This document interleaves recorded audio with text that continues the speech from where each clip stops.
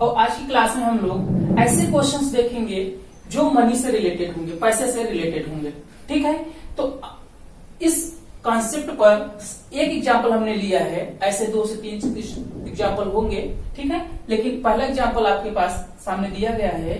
कहा जा रहा है कि एक कोच है, ठीक है, किसी क्रिकेट टीम के एक कोच हैं, उन्होंने क्या किया, 7 बैट्स और 6 बॉल, देखिए 6 बॉल्स फॉर रुपीज, कितना पैसा उन्होंने खर्च किया है, 7 बैट और 6 बॉल खरीदने के लिए कुल देखिए यहाँ पर 13,200 रुपए, ठीक है, उन्होंने खर्च किए। अब इसके बाद ये कहा जा रहा है कि लेटर ही, इसके बाद उन्होंने क्या किया, 3 बैट और 5 बॉल खरीदा, वो भी कितना पैसा उन्होंने पेड किया, 5,900 रुपए। ठीक है, अब इसके बाद हमसे कहा जा रहा है कि आप each bats and each ball find the cost of, मतलब आपको क्या बताना है, एक बैट का कॉस्ट कितना है और एक बॉल का कॉस्ट कितना है। तो इस टाइप के क्वेश्चन में हम क्या करते हैं कि सबसे पहले जो हमसे पूछा जाए हम उसी को लेट कर लेते हैं। तो यहां पर हमसे पूछा गया है कि एक बैट और एक बॉल का कितना कॉस्ट होगा।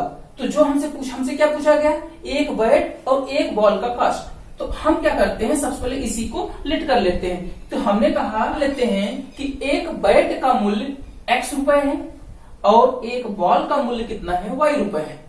ठीक है, इतना करके हम क्या करते हैं, हमसे जो भी कंडीशन दिए, देखिए हमारे पास 2 कंडीशन हैं, हमारे पास 2 कंडीशन, 2 केस बन रहे हैं। एक बार उन्होंने क्या किया, 6 बॉल्स और 7 बैट्स खरीदे हैं, उन्होंने पैसा कितना पेड किया है, 13,200 रुपए।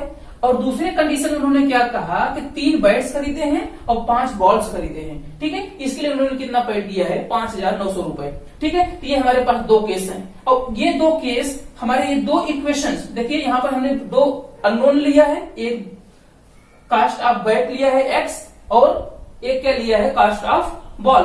एक बॉल का कितना प्राइस लिया है हमने, y रुपए, और एक बैट का प्राइस कितने लिया, x रुपए। दोनों अननोन है, यहाँ से 2 कंडीशन से 2 इक्वेशन बनेगा और 2 इक्वेशन से 2 अननोन सॉल्व हो जाएगा। तो आइए इसी प्रोसेस पे आगे चलते हैं और सीखते हैं कि आखिर इस टाइप के क्वेश्चन कैसे सॉल्व किए जाते हैं। तो चलिए, तो हमने लेट कर लिया, हमने माना कि एक, ठीक है, एक बैट का कॉस्ट, ठीक है, 1 बैट कॉस्ट कितना है, x रुपए हमने मान लिया। ठीक है, और ऐसे ही एक बॉल का हमने मान लिया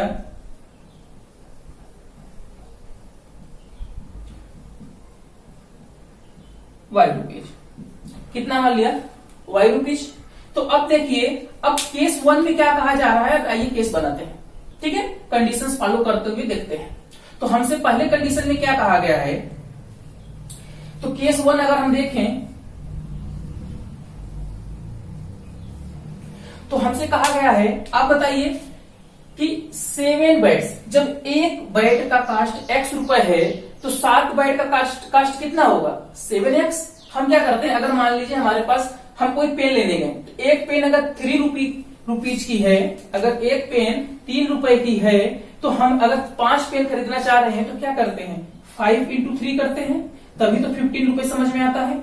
बोलिए, वैसे ही अगर एक बैट का कितना कॉस्ट है, x रुपए, तो आप कितना बैट खरीदने जा रहे हो, 7। तो मतलब 7 का एक बैट के कास्ट में आप जितने भी बैट खरीदोगे उतने से क्या करोगे, मल्टीप्लाई कर दोगे। जैसे यहाँ पे देखिए एक पेन कितने का था, 3 रुपए का, और आपने कितना पेन खरीदा, 5, तो आपने 5 का 1 रुपए के पेन के प्राइस में क्या किया, मल्टीप्लाई कर दिया, आपको टोटल कास्ट मिल गया। तो वैसे ही आप क्या करेंगे, एक बैट के कास्ट में जितना भी बैट आप खरीदेंगे उससे मल्टीप्लाई कर देंगे तो आपको टोटल कास्ट पता चल जाएगा कि आपको 7 बैट खरीदने में कितना पैसा खर्च होगा। तो यहाँ पे देखिए आपके पास कितना है, एक बैट का कास्ट कितना है, x, तो यहां से आप मल्टीप्लाई कर दीजिए तो कितना हो जाएगा, ये 7x। ये 7x क्या आया, 7 बैट को खरीदने में कितना पैसा खर्च हुआ, तो कितना खर्च हुआ, 7x रुपीज खर्च हुआ। ठीक है, ऐसे ही आप बताइए 6 बॉल खरीद भी रहे हैं, साथ में उन्होंने 7 बैट के साथ 6 बॉल भी खरीदा है। तो 6 बॉल का मतलब क्या है कि जब एक बॉल खरीदने में y रुपए खर्च होता है तो 6 बॉल खरीदने में कितना पैसा खर्चा होगा, 6y। तो 6y ये हो गया आपका 6y। 6 बॉल खरीदने में। फिर हमसे केस 1 में ये कहा गया है कि 7 बैट और 6 बॉल खरीदने में कुल पैसा कितना खर्च हो रहा है, 13,200 रुपए।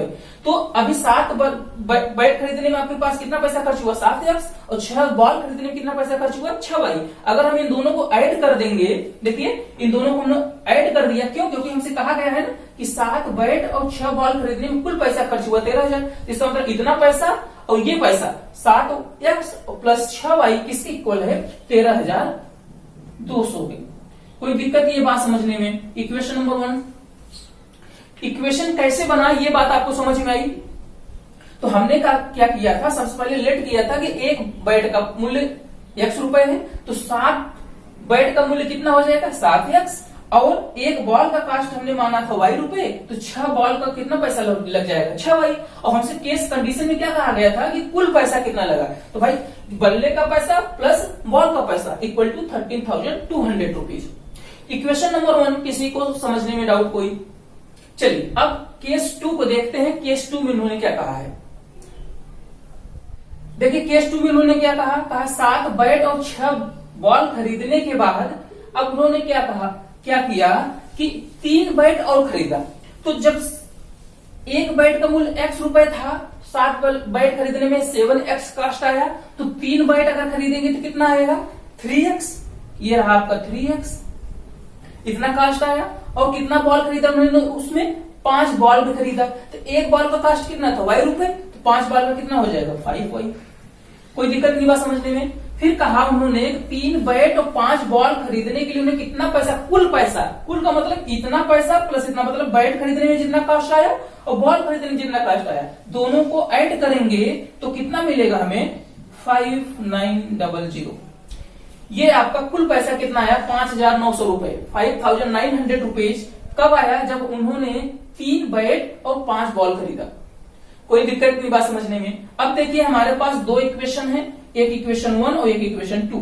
2 इक्वेशन और 2 अननोन, इन दोनों इक्वेशन को सॉल्व कर लें। सॉल्व करने के पास हमारे पास तरीका है, चाहे हम सब्स्टिट्यूशन से करें चाहे एलिमिनेशन से करें, ठीक है, कोई दिक्कत नहीं है। आपको जो पसंद हो करिए, सारे तरीके हमने सिखा रखे हैं। तो आइए इन इक्वेशन को सॉल्व करके हम एक बैट और एक बॉल का कास्ट निकालते हैं। कोई दिक्कत नहीं बात समझने में। चलिए अब हम क्या करते हैं, इसको सॉल्व करते हैं। इक्वेशन 1 और इक्वेशन 2 हमारे सामने रखा हुआ है। हम क्या करें, अब हम चाहते हैं इसे सॉल्व करना, तो हम क्या करेंगे कि किसी एक वेरिएबल को चूज कर ले। हम एलिमिनेशन लगाने जा रहे हैं, ठीक है। तो एलिमिनेशन में हम क्या करते हैं, किसी एक वेरिएबल को चूज करते हैं और उसे कोएफिशिएंट को क्या करते हैं, इक्वल करते हैं। तो हमने मान लिया हम x को रिमूव करना चाहते हैं, ठीक है। तो x को रिमूव करना है तो हमें दोनों को कोएफिशिएंट क्या करना होगा, इक्वल। और इसके लिए हमने क्या सिखाया है कि इसके कोएफिशिएंट से इस पूरे इक्वेशन में मल्टीप्लाई, इक्वेशन नंबर 1 में, और इसके कोएफिशिएंट x के कोएफिशिएंट से इक्वेशन नंबर 2 में क्या करते हैं, मल्टीप्लाई। तो हमारा जो कोफिशिएंट होगा वो क्या हो जाएगा, x का कोफिशिएंट दोनों इक्वेशन का इक्वल हो जाएगा। तो ये मल्टीप्लाई करिए, देखिए हो जाएगा 21x plus 18y equal to, इसमें मल्टीप्लाई करिए तो 00693, और यहां मल्टीप्लाई 7 से करेंगे तो ये भी 21x plus 35y equal to, देखिए 007 जा 63 करिए आया 6, 7 5 35 और 6 41। ये देखिए, ठीक है। क्या करें, हमें हटाना है तो सब्ट्रैक्ट कर दे इक्वेशन, इसको ये दोनों इक्वेशन माइनस हो जाएगा, ये कैंसिल आउट हो जाएगा। यहां से देखिए जब माइनस होगा तो कितना बचेगा, 70, वो भी माइनस में, ये देखिए 70y। कोई दिक्कत, अब यहां से माइनस करेंगे तो ये भी देखिए 41 बड़ा है 39,000 से, तो क्या करें, यहां से माइनस करेंगे तो देखिए साइन इसका बड़ा है तो ये माइनस लगा दीजिए 0 0 से, ठीक है। अब यहां से देखिए क्या आ रहा है, 13 में से 6 गया 7, और यहाँ क्या बचेगा 10, 10 में से 9 गया 1, और ये इसे कैरी दे दिया था 0 थी। कितना बचा हमारा 1700, ये माइनस माइनस क्या हो जाएगा प्लस, और इससे इधर डिवाइड कर देंगे तो y की वैल्यू कितनी आ जाएगी, ये देखिए तो 700 डिवाइड बाई 7 कितना आ गया 100 रुपीज। तो y मतलब एक बाल का कितना प्राइस आ गया 100 रुपीज। कोई दिक्कत नहीं बात समझने में। तो अब क्या करें, अब इस y की वैल्यू ले जाके किसी इक्वेशन 1 में रखते हैं, 2 में, वहां से हमें x की वैल्यू मतलब एक बैट का कास्ट मिल जाएगा। एक बॉल का कास्ट कितना आया 100 रुपए। अब बैट का कास्ट निकालते हैं, ठीक है। आइए आगे करते हैं। तो आइए y इक्वल टू 100 रखिए फ्रॉम इक्वेशन 1। हमने कहा फ्रॉम इक्वेशन 1,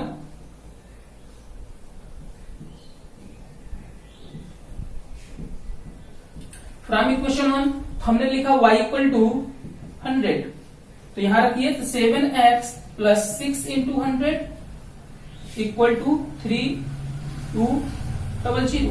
ये हो जाएगा 7x इक्वल टू 13200 माइनस 600।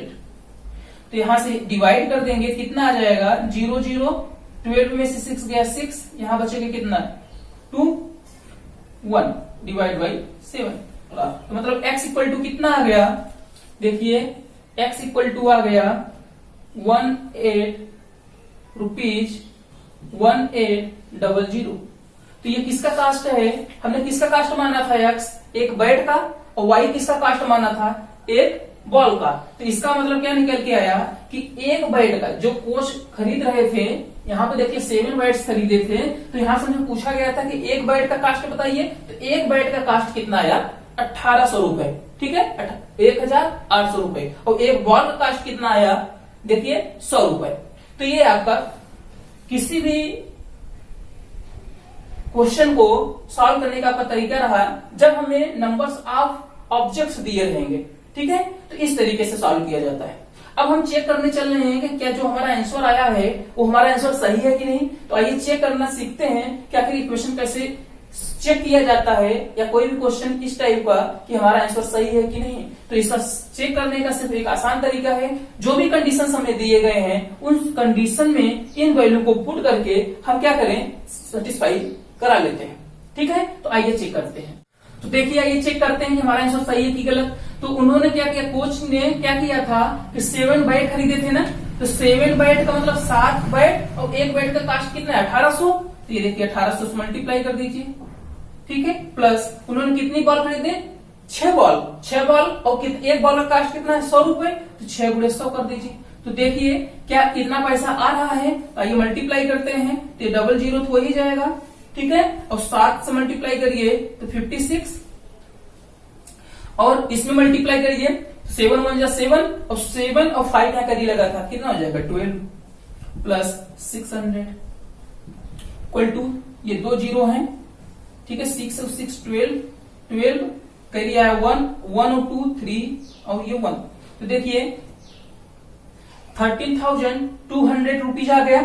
यहां से देखिए तो इसका मतलब क्या है कि जो आंसर दिया गया है, ये हमारा जो आंसर आया है ये क्या है, करेक्ट है। कोई डाउट किसी को इस क्वेश्चन को सॉल्व करने में। चलिए तो आज की क्लास बस इतनी ही, थैंक यू।